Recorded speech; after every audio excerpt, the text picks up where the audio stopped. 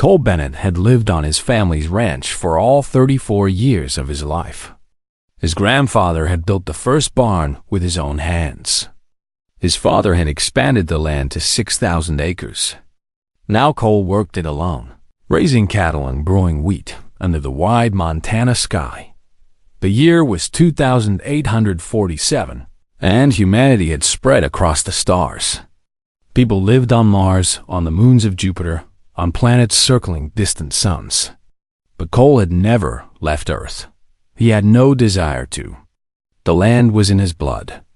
The smell of rain on dry soil, the sound of cattle in the morning, the feel of honest work in his muscles. These things were enough for him. He had heard stories about the aliens, of course. Everyone had. The Galactic Union included dozens of species, and humanity was just one member among many. There were the tall and graceful Velthari, the insect-like Kirith, the massive stone-skinned Marillions, and countless others. Cole had seen pictures and videos. He had watched the news about the wars and treaties and trade agreements. But none of it touched his life in any real way, until the night the sky caught fire. Cole was sitting on his porch, drinking coffee and watching the stars, when he saw the streak of light. At first, he thought it was a meteor. They came through sometimes bright flashes that burned up in the atmosphere. But this one was different. This one was getting bigger. This one was coming down. The impact shook the ground beneath his feet. A column of dirt and flame shot up from his north field, maybe 2 miles away. Cole grabbed his truck keys and his rifle and drove out into the darkness. The crater was still smoking when he arrived. His headlights cut through the dust and revealed something that made his heart stop. It was a ship. Small, maybe the size of a bus, and shaped like a teardrop. The metal was black and strange, covered in symbols he could not read. One side had been torn open by the impact. Cole knew he should call someone. The authorities, the military, someone with training and equipment. But then he heard the sound. A weak, rasping cry coming from inside the wreckage. He climbed into the broken ship. The interior was filled with smoke and the smell of burned electronics. Emergency lights flickered red and orange. Cole pushed through twisted metal and shattered screens until he found her. She was lying in what looked like a pilot's chair, strapped in and barely conscious. Her skin was blue-gray and seemed to shimmer in the flickering light. Her eyes were large and dark, like pools of black water. She was bleeding from a wound on her head, and the blood was green. Cole had never seen a Velthari in person before. He had only seen them in pictures and videos. But he knew that was what she was. And he knew she was dying. He did not think about politics or biology or any of the complications. He simply acted. He cut away her restraints with his pocket knife. He lifted her carefully, feeling how light she was despite her height. He carried her out of the wreckage and laid her in the bed of his truck. Then he drove home. The next 3 weeks were the hardest of Cole's life. He knew nothing about alien medicine. He had no idea what she needed to eat or drink or breathe. He searched through what was left of the ship's computer and found some medical files, but most of them were damaged. He did his best with what he had. He cleaned her wound and wrapped it in bandages. He gave her water and watched carefully to make sure she could drink it. He kept her warm when she shivered and cool when she seemed to burn with fever. He talked to her even when she was unconscious, because his mother had always said that sick people could hear you even when they could not respond. On the 4th day, she opened her eyes and looked at him. "Where am I?" she asked. Her voice was strange, musical, and rough at the same time. She was speaking through some kind of device on her throat, a translator that turned her words into English. "Montana," Cole said. "Earth, you crashed in my wheat field."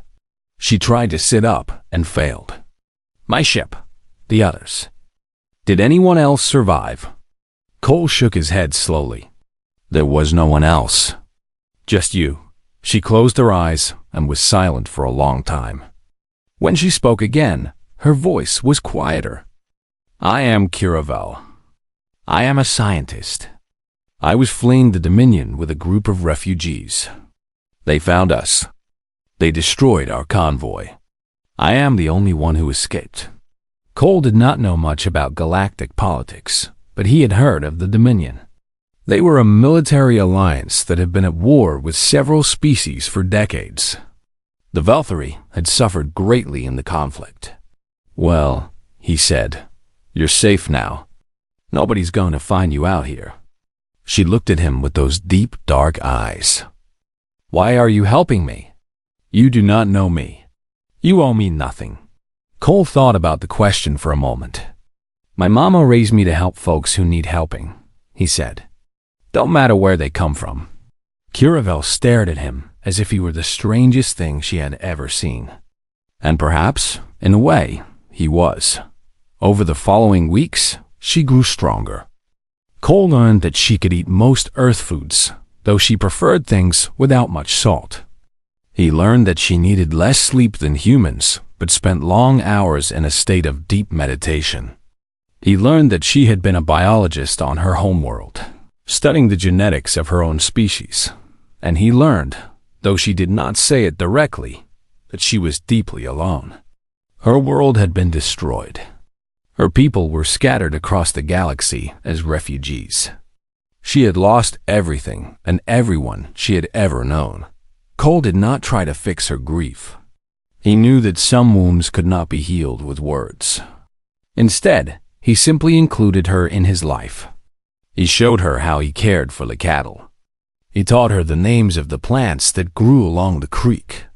He sat with her on the porch in the evenings and pointed out the constellations, telling her the old stories his grandfather had told him. Slowly, carefully, Curavel began to live again. She did not know it yet, but she had found something on this quiet ranch that she had never found in all her travels across the stars.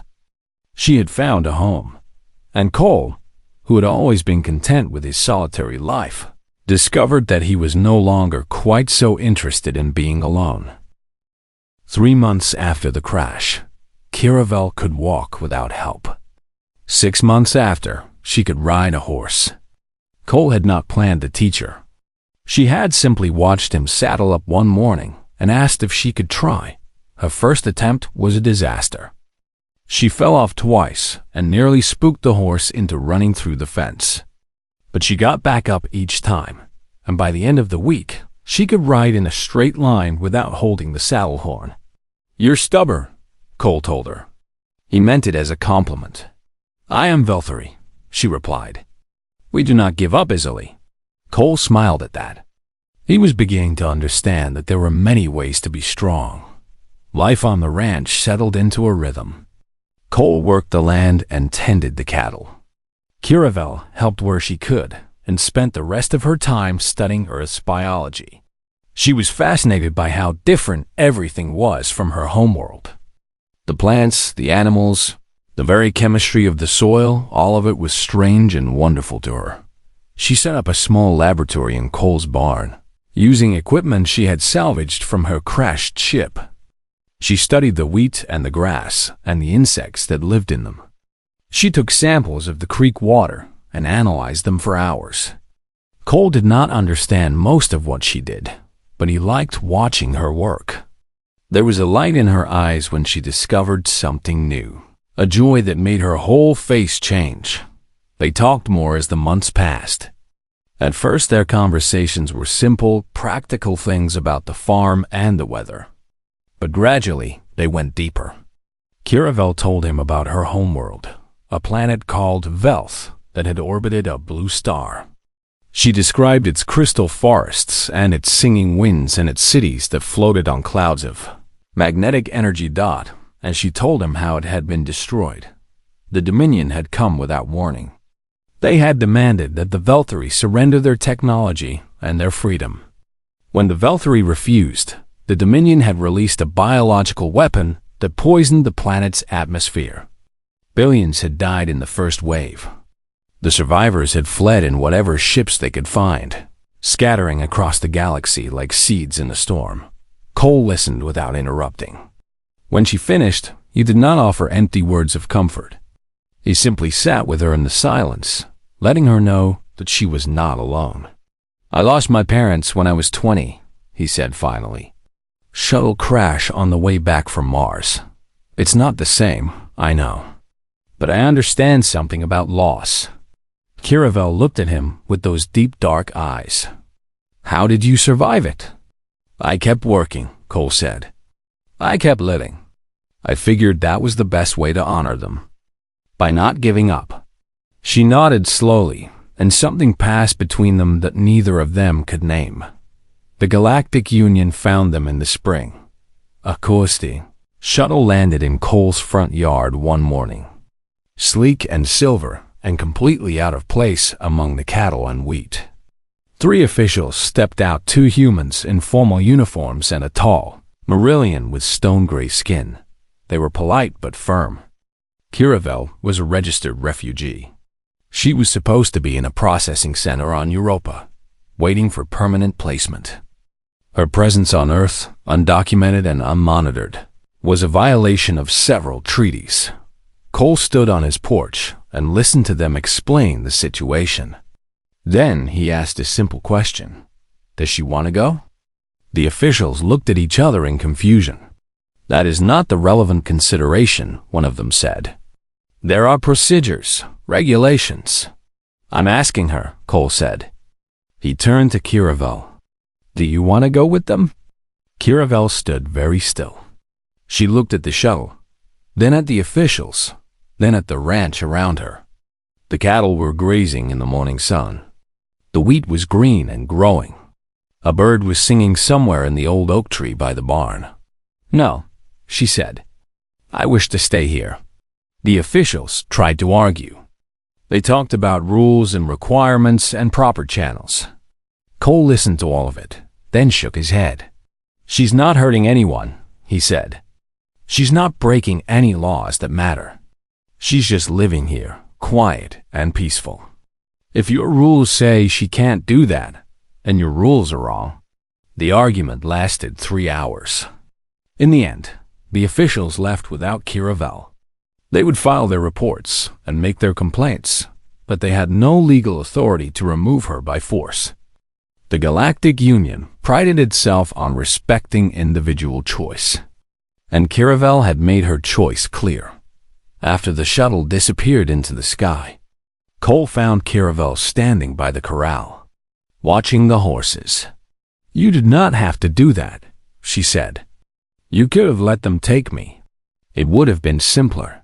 Cole leaned against the fence beside her. "Simple isn't always right." She turned to look at him. "Why do you want me to stay?" It was a question Cole had been avoiding for months. He had told himself that he was just being hospitable, just being kind, just doing what any decent person would do. But standing there in the morning light, with her dark eyes searching his face, he could not hide from the truth any longer. "Because this place feels more like home when you're in it," he said. Kiravel was silent for a long moment. Then she reached out and took his hand. Her fingers were cool and smooth, so different from his rough and calloused skin. But they fit together somehow. They made sense. "Among my people," she said softly, "when we find someone who makes us feel at home, we do not let them go." Cole squeezed her hand gently. "Sounds like good sense to me." They stood together by the corral as the sun rose higher, and neither of them felt alone anymore. The neighbors talked, of course. Some of them were curious, some were suspicious, and a few were openly hostile. An alien living on a human ranch was strange enough. An alien and a human acting like they were more than friends was stranger still. But Cole had never cared much about what people said. He lived his life by his own code, not by the opinions of others. And Kiravel, who had survived the death of a world, was not about to be frightened by gossip. They faced the whispers together, and in facing them, they grew closer still. 2 years had passed since the night of the crash. Cole and Kiravel had built a life together on the ranch. It was not a life that anyone would have predicted. It was not a life that made sense according to the rules of biology or politics or common expectation.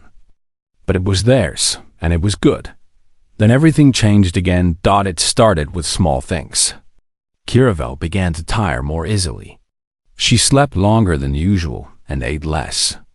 Her skin, which usually shimmered with a steady blue-gray light, began to shift and flicker in strange patterns. Cole noticed these changes, but did not know what to make of them. When he asked if she was sick, she shook her head. "I do not know what is happening," she admitted. "These symptoms are not in any medical database I have access to. They are not normal for my species." Cole wanted to take her to a doctor, but there were no doctors on Earth who specialized in Velthary biology. The closest expert was a xenobiologist named Hannah Price, who worked at a research station about 50 miles north. Cole had met her once at a town meeting. She seemed smart and kind, the sort of person who would help without asking too many questions. He drove Kiravel to the station the next morning. Dr. Price was surprised to see them.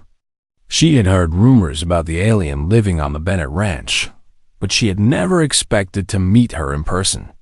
She was even more surprised when Cole explained why they had come. "These symptoms," Dr. Price said, frowning at her scanner, "they don't match anything in the standard Velthary medical files. Let me run some deeper tests." The test took hours.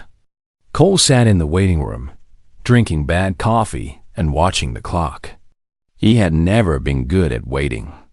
His whole life had been about action, about doing things with his hands. Sitting still while someone else worked was almost painful. Finally, Dr. Price came out. Her face was pale, and her hands were shaking slightly. "I need to show you something," she said. She led them to a screen that displayed a complex web of colored lines and shapes. Cole could not understand any of it, but Kiravel went very still beside him. "This cannot be correct," Kiravel whispered. "Run the test again." Dr. Price shook her head. "I've run it 4 times. The results are the same every time." She turned to Cole, her eyes wide with something between wonder and fear. "Your partner is pregnant." Cole felt the world tilt beneath his feet. "That's not possible," he said. "The Velthary can't have children with humans. Everyone knows that. The biology doesn't work." "Everyone was wrong," Dr. Price said. "I don't understand how, but there is a child developing inside her. And based on these readings, it's a hybrid. Part human, part Velthary." Kiravel sat down heavily in a chair. Her hands were trembling. "My people have tried for centuries to find compatible species. We ran countless experiments, tested thousands of genetic combinations. Nothing worked. Our biology was too different, too isolated. We accepted that we would never be able to reproduce with anyone but our own kind. But humans are different," Dr. Price said slowly, almost to herself. "Human DNA is remarkably adaptable. We've known for years that human genetics can incorporate foreign elements more easily than any other species we've encountered. But this is beyond anything we've ever seen." Cole did not care about the science. He only cared about the woman sitting in front of him, looking lost and afraid. He knelt beside her and took her hands. "Are you okay?" he asked. Kiravel looked at him with tears in her dark eyes. Velthary did not cry often. Their emotions ran deep, but usually stayed hidden. For her to weep openly meant that something profound had broken inside her. "I never thought I would be a mother," she said. "I had accepted that. I had made peace with it." And now, she could not finish the sentence. Cole held her while she cried. He did not try to tell her that everything would be fine. He did not make promises about the future. He simply stayed with her, solid and steady, letting her feel whatever she needed to feel. Dr. Price gave them privacy, stepping outside to make some calls. When she returned an hour later, her expression was troubled. "Word is spreading," she said. I had to report this to the Galactic Health Commission. It's required for any unprecedented medical event. And this is about as unprecedented as it gets. Within days, the ranch was surrounded by scientists. They came from Earth, from Mars, from stations scattered across the solar system. They wanted to study Kiravel. They wanted to scan her and test her and monitor every moment of her pregnancy. Some of them treated her like a person. Many of them treated her like a specimen. Cole put a stop to it. He stood on his porch with his grandfather's rifle and addressed the crowd of researchers directly. His voice was calm but firm, the voice of a man who would not be moved. My family is not a laboratory, he said. We are not here for your experiments. If you want to help, you can leave your equipment and your advice, and we will use them as we see fit. But if you try to turn my wife into a research subject, you will regret it. Some of the scientists argued. Some of them threatened legal action. A few of them even tried to invoke the authority of the Galactic Union. But Cole stood his ground. And eventually they left, all except Dr. Price, who stayed because Kiravel asked her to. You'd call her your wife, Dr. Price said to Cole later that evening. I didn't know you two had gotten married. Cole shrugged. We haven't, officially. But she's my partner in every way that matters. Seemed wrong to call her anything less. Kiravel, who had been resting inside, appeared in the doorway. She had heard what he said. There was a small smile on her face, the first real smile Cole had seen since the diagnosis. Among my people, she said, we do not have marriage ceremonies like humans do. But we have something similar. A bonding. A promise made between two hearts. She walked to Cole and took his hand. I would like to make that promise with you, if you will have me. Cole looked at her, this strange and beautiful being who had crashed into his life and changed everything. He thought about all the reasons it should not work, all the obstacles and objections and impossibilities. Then he stopped thinking about them. I'll have you, he said. Today, tomorrow, and every day after that. They made their promises under the stars that night, with Dr. Price as their only witness. There was no ceremony, no official record, no legal document. There was only love, spoken aloud in the quiet darkness, and it was enough. The pregnancy was unlike anything the medical community had ever seen. No one knew what to expect. No one knew what complications might arise. No one knew if the child would survive, or if Kiravel would survive carrying it. Cole sold a quarter of his land to pay for specialized medical equipment. He installed sensors and monitors throughout the house. He learned to read Veltari medical texts using translation software, staying up late into the night studying things he barely understood. He would not let her face this alone. He would not let fear or ignorance take his family from him. Dr. Price visited twice a week, sometimes more. She brought supplies and advice and the latest research from scientists who were studying the pregnancy from afar. The whole galaxy was watching now. The first human Veltari hybrid was front-page news on every planet. Some people celebrated it as a miracle. Others called it an abomination. Cole ignored all of it. He had more important things to focus on. Kiravel grew weaker as the months passed. Her body was struggling to adapt to the child growing inside her. The baby's hybrid biology demanded things that her Veltari physiology could not easily provide. She spent most of her time resting, conserving her strength for the birth that was coming. Cole cared for her with a tenderness that surprised even himself. He cooked her meals and helped her walk when she needed to move. He read to her from old Earth books, stories about cowboys and pioneers and ordinary people doing extraordinary things. He held her hand through the long nights when the pain was worst. I am afraid, she admitted one evening. They were sitting on the porch, wrapped in blankets against the autumn chill. I am afraid that I am not strong enough. Cole put his arm around her. You survived the death of your world. You survived a crash that should have killed you. You survived being alone and lost in a galaxy that didn't care if you lived or died. If anyone is strong enough, it's you. But what if something goes wrong? What if the child? She could not finish the question. Then we'll face it together, Cole said. Whatever happens, you won't face it alone. Kiravel leaned against him and closed her eyes. I do not understand how you can be so calm. Cole was quiet for a moment. The truth was that he was terrified. Every night he lay awake, imagining all the ways things could go wrong. But showing that fear would not help her. Being strong for her was the only thing he could do. My father used to say that worrying is like paying interest on a debt you might never owe, he said finally. We'll deal with problems when they come. Until then, we'll just keep living. The birth happened on a cold December night. Snow was falling outside, covering the ranch in a blanket of white. Dr. Price had been staying at the house for 2 weeks, waiting for the moment.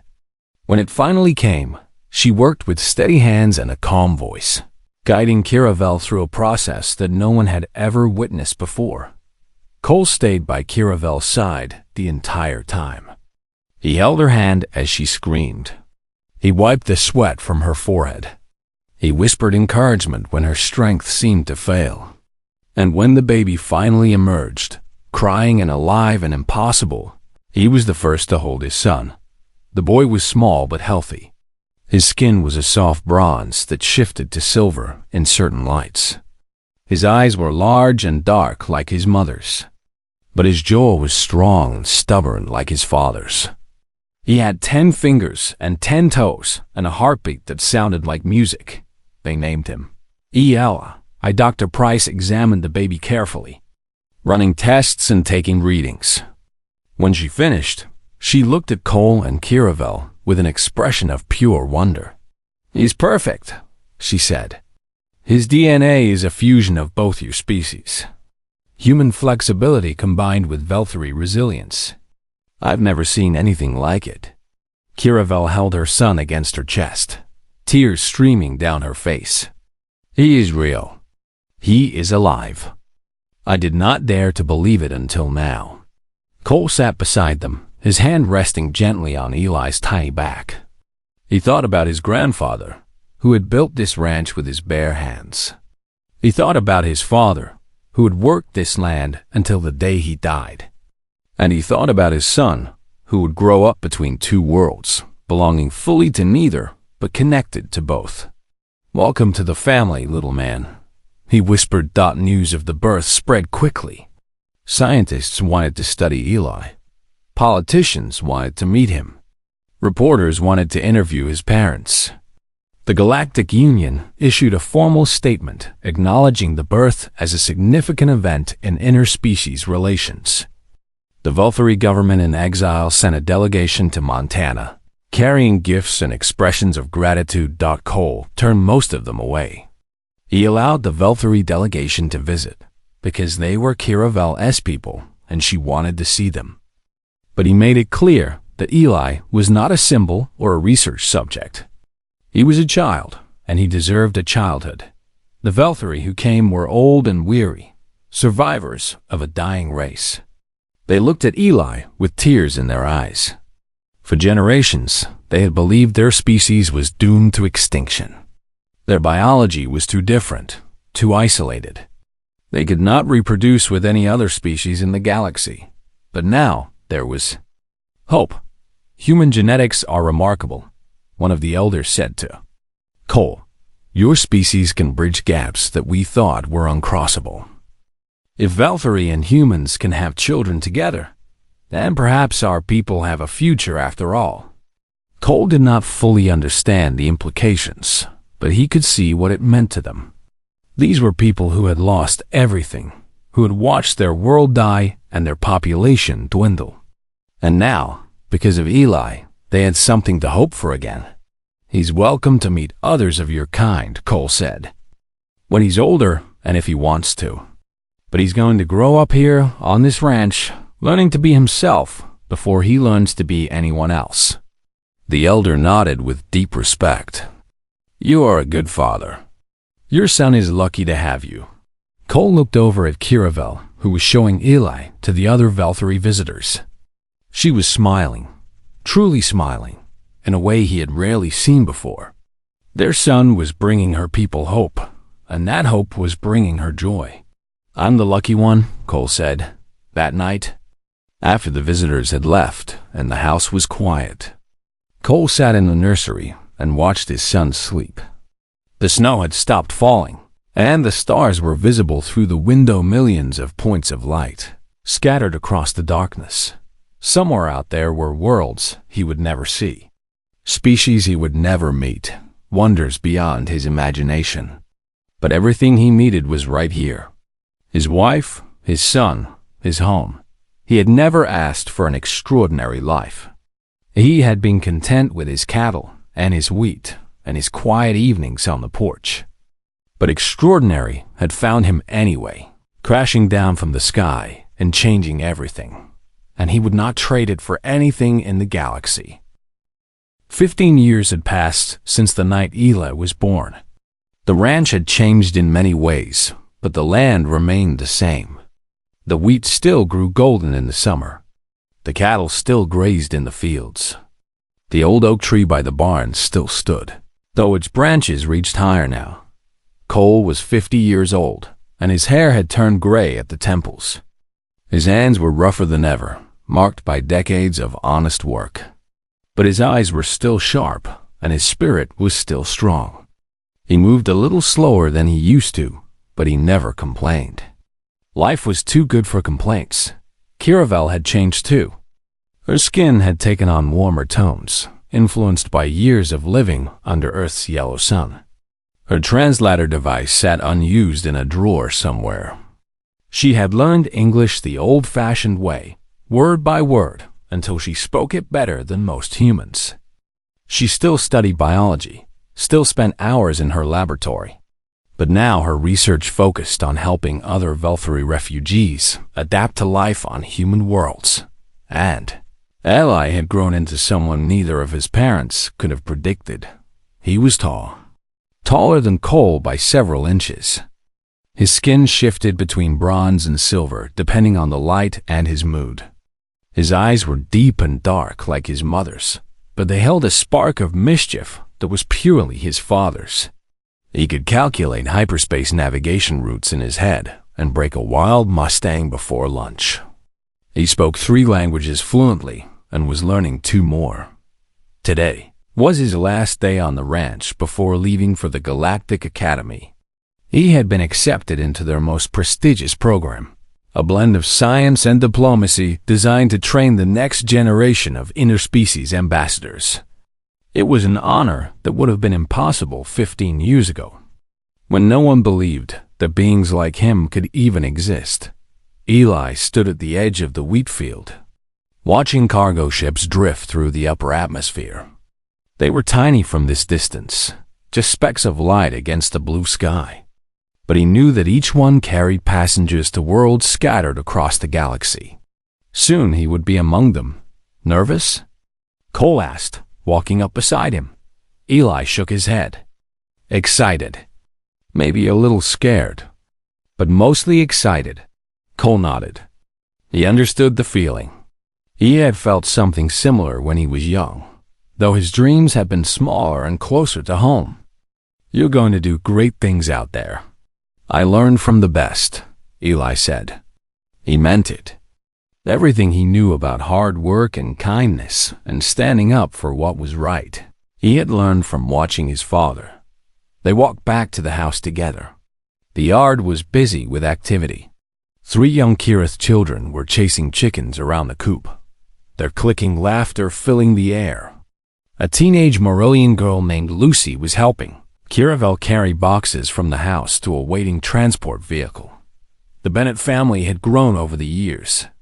After Eli's birth proved that humans could successfully have children with Valkyrie, other species had started to wonder if the same might be true for them. Scientists studied human genetics obsessively, trying to understand why they were so adaptable. But Cole and Kiravel had not waited for scientific approval. They had simply started taking in orphans, children from refugee camps and war zones, young beings who had lost their families and their homes. The Kirith younglings had come first, 3 siblings whose parents had died in a border conflict. Lucy had arrived 2 years later, rescued from a damaged transport ship. None of them share blood with Cole or Kiravel, but they were family all the same. "Promise you'll call every week," Lucy said to Eli as she helped load his bags. She was trying to sound casual, but her stone-gray skin had flushed darker, a sign of strong emotion among Marillions. "Every week," Eli promised. "I'll be back for harvest season." "Dad can't bring in the wheat without me," Cole snorted. "I was bringing in wheat before you were born, boy. I think I can manage." But his eyes were bright with emotion, and everyone knew he would miss his son terribly. The family gathered on the porch for a final meal before Eli had to leave. Kiravel had prepared a feast that combined dishes from half a dozen different worlds. There was Montana beef and Velthry spirit bread and Kirith nectar cakes and Marillion stone fruit. It was a strange meal, but it was theirs as they ate. They talked about memories. The time Eli had accidentally released all the chickens and spent 3 days rounding them up. The time Lucy had tried to lift the tractor and nearly succeeded. The time the Kirith children had discovered snow for the first time and refused to come inside for hours. Cole listened to the laughter and looked around at the faces of his family. None of them looked like him. None of them shared his species or his blood. But they were his children, every one of them, and he loved them more than words could express. After dinner, representatives arrived. Over the years, the ranch had become something of a pilgrimage site. Beings came from across the galaxy to meet the human who had done what their scientists said was impossible. They came to see the family that had been built across species lines. The proof that connection was possible between even the most different creatures. Today's visitors were a delegation from the Galactic Council. They had come to wish Eli well on his journey and to honor Cole and Kiravel for their contributions to interspecies relations. The lead delegate, a tall being with feathered skin and 3 eyes, spoke with formal gravity. "The Bennett family has shown the galaxy that humanity possesses something extraordinary. Not strength in the physical sense, not technological advancement, not military power, but something more profound. You have the ability to connect, to embrace what is different, to build families and communities where others see only division." Cole shifted uncomfortably. He had never liked speeches or ceremonies. But Kiravel squeezed his hand, and he stayed quiet. "We believe," the delegate continued, "that humanity's greatest gift to the galaxy is not what you build or invent, but who you choose to love. You teach us that differences do not have to divide us. That strangeness can become familiarity. That family is not about blood, but about choice." The delegate presented them with a crystal medallion, a symbol of the Council's highest recognition. Cole accepted it awkwardly, unsure what to say.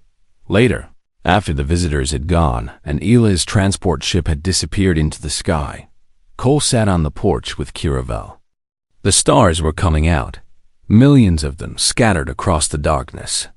Somewhere among them, their son was beginning a new adventure. "They said it was impossible," Kiravel murmured. She leaned against him, her head resting on his shoulder. "They said we could never have a child. They said species could not truly connect across such differences." Cole put his arm around her. "Folks say a lot of things. Most of them don't know what humans are capable of when we set our minds to something." She smiled. "What are humans capable of?" Cole thought about the question. He thought about his grandfather, who had built a ranch from nothing. He thought about his parents, who had raised him to be kind. He thought about himself, who had carried a dying alien out of a crashed ship simply because it was the right thing to do. And he thought about Eli, who was going out into the galaxy to build bridges between worlds. About Lucy and the Kareth children, who had found a home where none should have existed. About all the families that were forming across the galaxy now, inspired by what had happened on this quiet Montana ranch. "We're capable of just about anything," he said, "as long as we don't forget what matters most." "And what is that?" Cole looked at the stars, at the infinite possibilities they represented. Then he looked at his wife, at the home they had built together, at the family that had grown beyond anything he could have imagined. "Love," he said simply. "Everything else follows from that." Kiravel took his hand. Her fingers were still cool and smooth against his rough skin. But after all these years, they fit together perfectly. They always would, above them. The stars shone with the light of 1,000 worlds, and on every one of them, beings were learning what the Bennett family had always known. Humanity's greatest strength was not in their ships or their weapons or their technology. It was in their hearts. It was in their stubborn, impossible, unbreakable capacity to love. And that was something the whole galaxy could learn from.